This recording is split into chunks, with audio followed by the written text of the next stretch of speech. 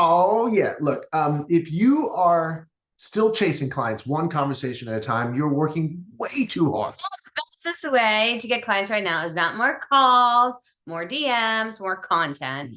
It's one platform. Most people are totally, completely underutilized. Utterly, and that platform is LinkedIn. LinkedIn. Okay, on this episode, you're going to discover how established businesses turn LinkedIn into a predictable client engine without cold outreach, posting every single day, without becoming a full-time content creator. Oh yeah, let's go. I'm so excited for our next guest. They speak around the country to sold-out crowds. They build multiple seven-figure businesses. Empower business owners to scale to 6 and 7 figures. Thank you to you because you've turned me into a social media whore. Kim Walshfield has created one of the fastest growing companies in America and has generated over $6 billion for her clients. Jess Duarney is a television icon who has starred in commercials, 7 Broadway shows, and now is bringing over 20 years of entertainment experience to entrepreneurs all over the world. Together, they've created a winning formula that has business owners buzzing about their impact and their income. A 6-figure launch. Super duper exciting. Our business grew over 30% that year. My first webinar, we did 5 figures. We still landed 2 companies that resulted in contracts for $90,000. It has really changed the way I invest, the way we do deals with companies, the way we change our strategies for customer acquisition.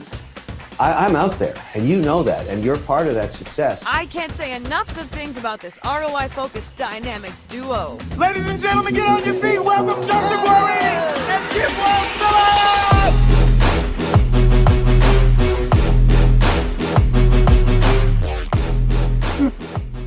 How we do. Okay, so if you ever thought LinkedIn feels like resume graveyard, not a client machine, you're not wrong, but you're also not seeing what's actually happening behind the scenes because the people doing it, they're not loud about it.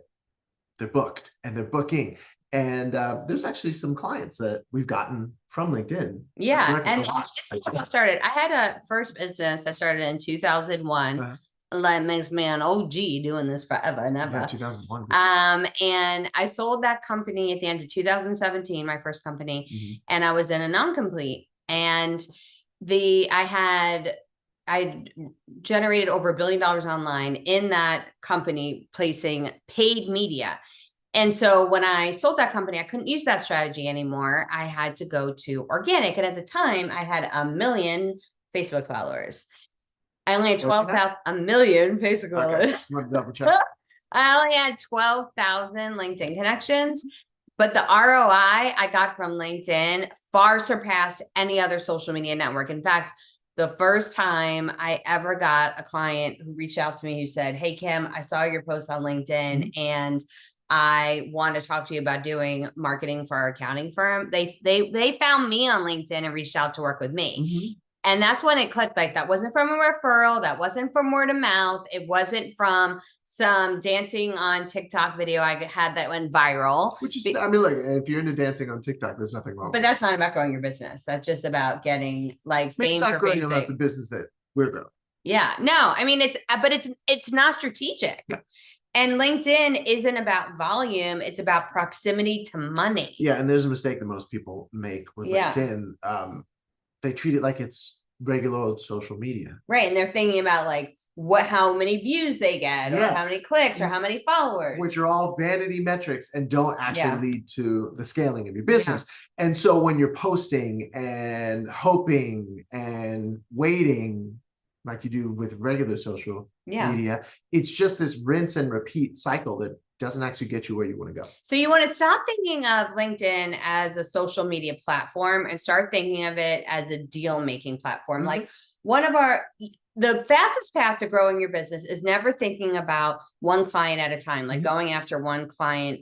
It's always like, how can this reach more than one person at a time? Because that's going to create major impact. And so this is something I want you to think about differently. Every time you get a new client, I don't want you to think of it as one client. Think about it as who's in their network. How did that one client just give you access to a lot more people? So for example, I'm in, and it's like a network to a network to a network. So I'm in a network of high level entrepreneurs that are making at least $5 million.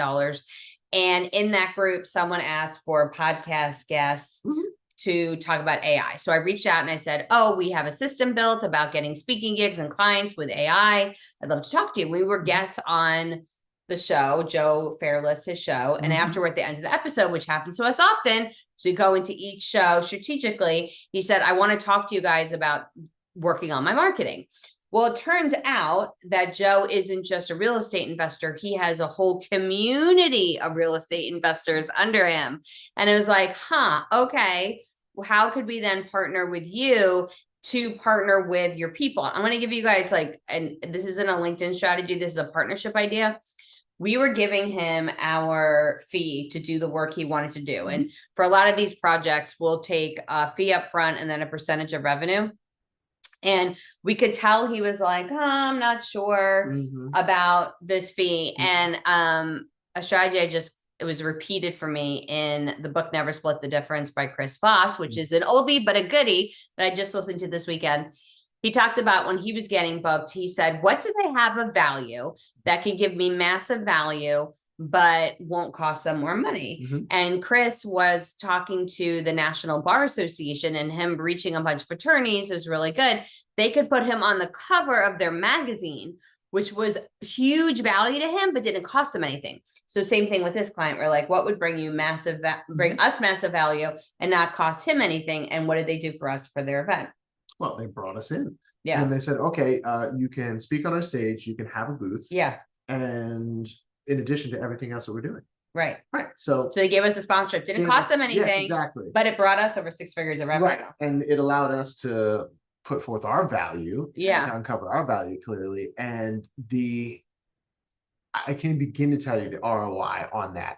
We were able to not only do everything that we did for them and get that percentage and do all the details of that, but we also got to reach their entire audience that was already there. And you know, if you've ever run any sort of anything, you know how challenging it is to get people to show up virtually, much less live and in person, right? So these are people who are already invested, who are already saying yes. And then when you clearly uncover your value, like we did for them in front of them, then that just brings business to us. And so it was a fantastic setup and a win-win for everyone. So you think about LinkedIn as like the place to create your own network. You don't have to wait to be invited to a high-end network to start getting these people. Yeah. And there's a thing that we talked about earlier, the vanity metrics, right? And not treating LinkedIn like social media. And our kids are in high school or junior high. And something that my son talked to me about the other day is just like, well, that's just not really popular, or he's one of the popular kids, or they're one of the popular kids. And if you're watching this, you've probably gone to high school at least. And I'm so glad we never have to go back. Amen, especially now. But think about some of the most popular people in high school. When I think about that, I think, there are a few people who went on to do really awesome stuff, but there are a lot of people who just kind of are middle of the road now, or not so popular, shall we say. And then there were the super nerd theater kids like us. Right? Or right, but that's just saying, like, there's this popularity contest that happens in high school, and it's the same thing in social media. It's like this popular thing and we're all scrolling and we're all looking at likes, we're all looking at followers. That is funny because I'm like, because one of my daughters is in the Future Business Leaders of America, which is amazing, and she's running it and going to the competitions, and it's not popular. I'm like, but this is the thing that's going to get you where you want to go. Look at all the people who are you know, at the top of the charts now in terms of business, right? It's all like the nerds and all the people who probably got made fun of and pushing lockers. So strategy is what got them there. Strategy is definitely what got them there. So don't treat LinkedIn like social media. Don't be so concerned about your popularity. What really ends up happening, especially on LinkedIn, because LinkedIn is a place where business people go to do business. Right. And only 1% of them, I don't know if we talked about the stat, only 1% of the people who are on LinkedIn are posting consistently. And there are over 1 billion people who are on LinkedIn. So not treating it like social media and just putting anything out there, using strategy, like you said, not worrying so much about popularity, but instead focusing on attracting your exact right fit person into your world. And to Kim's point, not just any exact right fit person, but finding that dream partner, designing your message, designing your LinkedIn headline, which is something we talk about, to call out to that dream partner who has the exact right fit people already in their audience. Like you were saying, it's like, you don't have to do all of the hard work of gathering all of those people, finding them and getting them to know, like, and trust you. You get in front of one person who then says, hey, you know what, to their audience, you should listen to this person. It becomes that implied referral that is like 10, sometimes 100x what you could do by just reaching out one by one by one. So stop trying to be popular and start getting in proximity to the people who actually pay you. So from a more strategic point, that means your strategy shouldn't be, should I post today? No, it should be, who do I need to be in the room with? Yeah, Who do so I need to get in front of? like instead of building an audience, like build a network with intent. That's what you should be doing on there. Every connection you make, you should be asking this question, like, could this person lead to a client, a stage, or a partnership? Yeah, absolutely. And when you do that consistently, and that's a big word, doing it consistently, something absolutely amazing happens. You stop chasing. We all know what that feels like. Chasing after the client, wishing, hoping, trying, searching, energy, effort, time wasted. Well, when you follow this strategy, you stop chasing and the opportunities actually start showing up. They start chasing after you. So here's a simple shift. And this is going to be like a big mindset. It's simple, but it's not easy because most people never do it. Instead of thinking about like, what should I post today? Think about, what room do I want to be in? If I could create any dream room for myself filled with exactly who I want, who would give me access to clients, partnerships, stages, profits, who would that be? Would it be a specific event you always wanted to attend, a niche you wanted to go into, a specific type of client, and then spend the next 7 days intentionally connecting with those people? Yes, remember, only 1% of people on LinkedIn post consistently. That's just posting anything. Now imagine what would happen if over the next 7 days, you applied a specific strategy to posting consistently. You may in fact be the 1% of the 1%. And look, it's no pitch. It's no weird they're just messages. Connection requests. Just when you connect, they're going to see your content. So you're building the room you want to be in, one invitation at a time. And if you want the full system breakdown, step by step, join us for the LinkedIn Lead Machine. You mean we have a transition to a call to action? As a matter of fact, we are transitioning over there. So all you have to do is go to limachine.com. That's LIMACHINE.com, limachine.com right now. Okay, so that is where you get that step-by-step breakdown and strategy. So here's the next smooth transition. With that, we're going to go to questions. And so if you're in the Powerful Professionals Network and you're live with us on Zoom right now, go ahead and put your questions in the chat. And they could be about anything with your marketing strategy, your sales strategy. Just put in the chat now. In the meantime, we're going to answer some pre-submitted questions. Yes. Okay. So here is one pre-submitted question that comes from Thomas. Thomas says, I've been posting consistently on LinkedIn for months, but I'm not getting any clients doing it. Oh, you're in the right place, Thomas. Thomas asks, what am I doing wrong? And so here's the secret. It's stop thinking your posts are the thing that's going to generate profit. Posts alone will literally do nothing for you. It's kind of like if you're single and you have someone that you know that's also single and that person's really cute and you show up to where they are every single week. Like maybe there's in my church I go to at North Point, for the 11 a.m. service, they have a coffee area that if you're single, you can hang out in before and after the service. So let's just say you're in that coffee area before and after the service every single week, and you never talk to the person. They see you there. They see you're present. They see you're showing up, but you never have a conversation with them. You never approach them and try to connect in any way. You never ask them if they want to go out.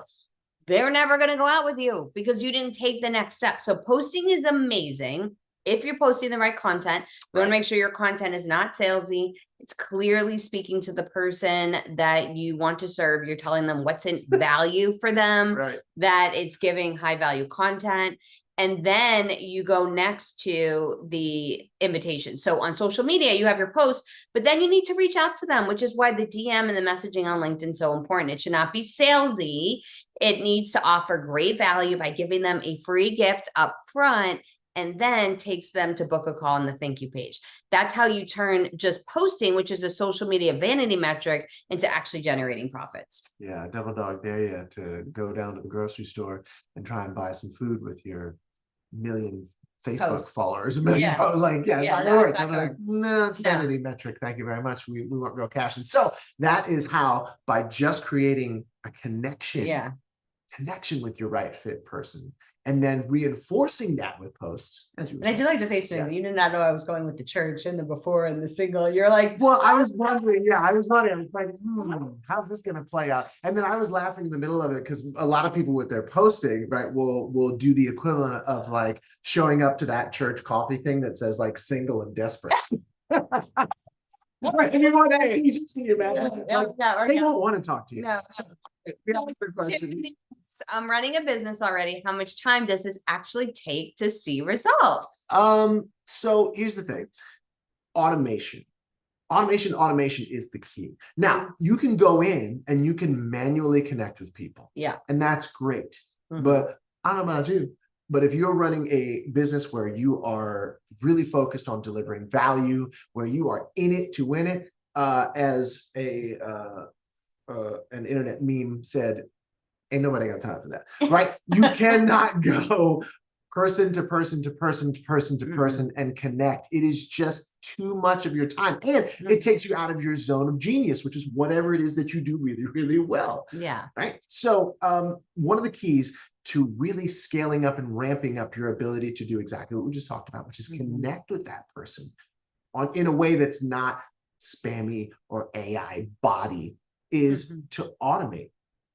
Right. And so there's software that you have. As a matter of fact, we talk about what it is that you can do, how you can do it, and the strategy behind doing it in the LinkedIn Lead Machine Masterclass, which is at limachine.com. Do you like that? Yeah, I do. limachine.com. Real smooth, so smooth right there. So yeah, we talk about automating it because at the end of the day, you should be working on your business, not in it as much as possible. Now, you can't automate everything because that just becomes weird. But the more that you can stop doing those things that can be taken care of by technology in a way that allows people to connect with you in a more human way. Yeah. That's better. So I would say it will take less time, or more time rather. No, it'll take less time for you to see the results that you want. The more you, which way did the Wizard's Castle, Dorothy? It's this way. It'll take you less time to see results, the more that you automate in a way that will connect you in a human way to the people that you're going after. Okay, so after that interesting This is a pretty submitted question. So if you have a question we didn't answer yet, make sure you put it in the chat. Absolutely, yeah. And for those of you who are joining us live, that's limachine.com. It's in the chat for those of you joining us on Zoom. Okay, so Mark asks a question that we get a lot. I'm not 100% clear on my niche yet. This happens. Should I wait to start using LinkedIn until I figure that out? Yeah, so that there's no way to be certain until you start doing. The certainty will come from the doing. Okay. And so you want to make sure that you're not just sitting in a quagmire of confusion because it's safe. Right? If you use the excuse of, I don't know what to do, then you don't have to risk doing something, because what if it doesn't work out? Right. But what if, Mark, you started using the doing as not win or lose, but research?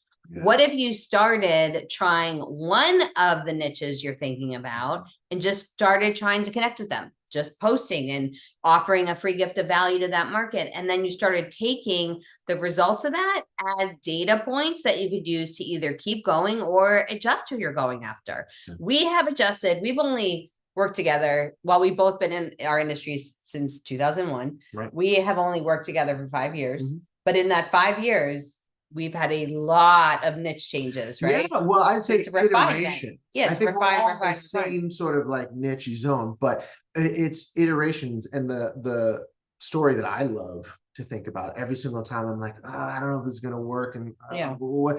really, that helps me reframe what you're talking about, which Mm-hmm. is every single thing I do is feedback.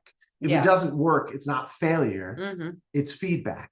Yeah. It's research. And that's Thomas Edison's story of the light bulb. Think about how ubiquitous the light bulb is. It's everywhere and everything to everyone. Mm-hmm. Yeah. And when you don't have it, it is amazing what happens during the Mhm. power outage.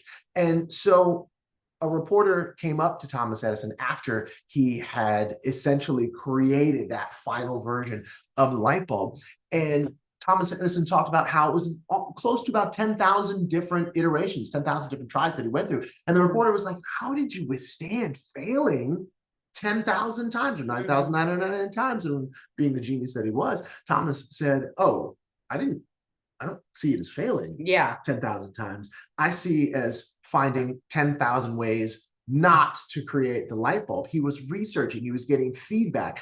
I don't know about you, but I'm not quite sure I could have withstood 5,565 failures, much less 10,000 failures. But because he had that genius, literal point of view of seeing it as research, seeing it as feedback, every single thing that didn't work was one You definitely more could. I pathway. know this to be true. Yeah. Because we have a goal that we've set that we're going to hit financially, and we've tried something different every single day Yeah. to get to that Yeah, goal. yeah, And yeah. some things have worked and some things that have done, and we've That's let go very what true. hasn't worked. So yes, That's you could, very because you true. have. Yeah, I well, thank you very much for that reframe. And I think Yeah. that really speaks to when you have that perspective Mm. and you don't judge your value, your worth, your Yeah. ability as a business person by the failures that you have inevitably Mm-hmm. in business, and more see it as research, see it as feedback. That's when you get into the echelon of the people that we Ooh. all admire. Fancy Yeah, thank you Chris. very much. Thank you very much. Because whether it was Michael Jordan being kicked off of his high school basketball team, Mhm. whether it was Lucille Ball being called the queen of B movies, who would then go on to be the first woman to own a studio, whether it was Vera Wang getting injured because during ice skating and then saying, Yeah. maybe I love the costumes, maybe I'm going to do that.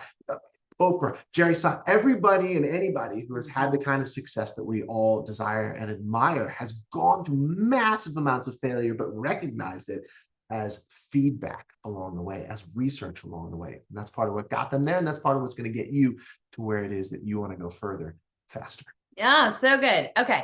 So the Jay said automation is great and getting connections, but when do I start to reach out to get meetings? Will this be automation or when I will need a virtual assistant? Well, Jay, you're in our boardroom program.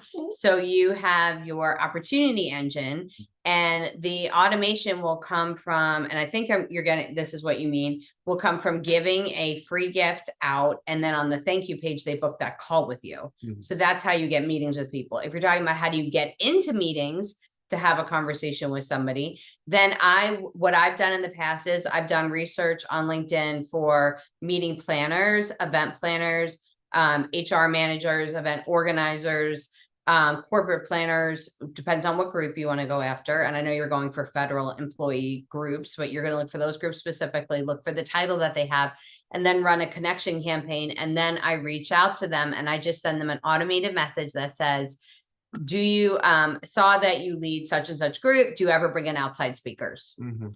That's the question that I say. And if they say yes, I say, amazing, here's what we have. So the first question is, do you ever bring in outside speakers? And once they say yes to that, you can go to the next question. Yeah. Fantastic. And yeah, right now, especially when you're beginning something and you're beginning to get the systems and the processes down, you're going to be doing it. You're going to be having the calls.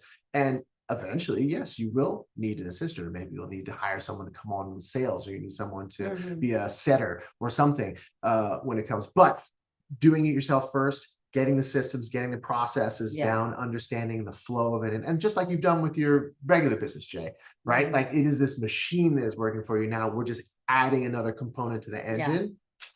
You're gonna be So awesome. good. Yes. Michelle, who's a new Power Professionals Network member, welcome. Bam. Which training do you recommend for crafting my message for client, dream partners, and stages? Such a great question. We are we will have, we're actually having something new. It's going to be coming out for you. That's going to be very exciting. But if you don't have a ticket yet for the Equity Engine event, that'll be the right event because we lay all of that out during that event experience.